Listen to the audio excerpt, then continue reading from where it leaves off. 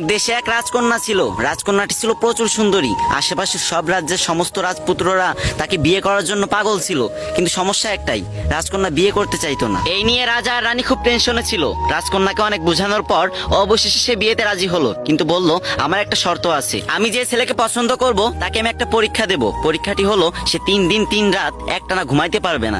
সে যদি এই পরীক্ষায় পাশ করে তাহলে তাকে আমি বিয়ে করব, আর যদি ফেল করে তাহলে তাকে আমি কঠোর থেকে কঠোরতম শাস্তি দেব। তারপর রাজা মেয়ের কথা মতো পুরো রাজ্যে ভেড়া পিটিয়ে দিলেন। তারপরের দিন রাজসভায় অনেক ছেলে এসে উপস্থিত হলো।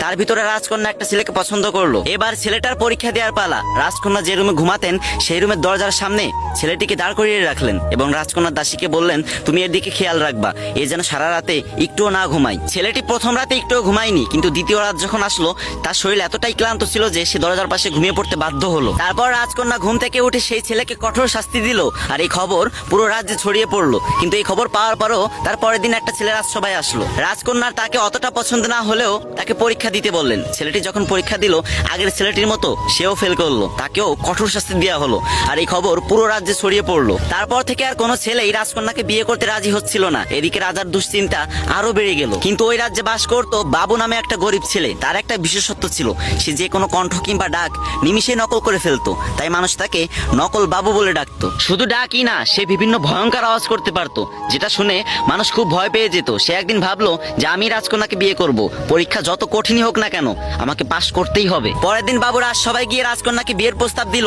সবাই দেখে তো অবাক হয়ে গেল, কারণ বাবু ছিল প্রচুর কালো। কালো বাবুকে দেখে তো রাজকন্যার আগেতে ফুলতে লাগলো, আর মনে মনে ভাবতে লাগলো একে এখন কিছু করা যাবে না, পরীক্ষার ফাঁদে ফেলে একে অনেক শাস্তি দিতে হবে। পরীক্ষা শুরু হলো, রাজকন্যা ঘুমিয়ে আছে, এদিকে বাবু তার দরজার সামনে দাঁড়িয়ে আছে।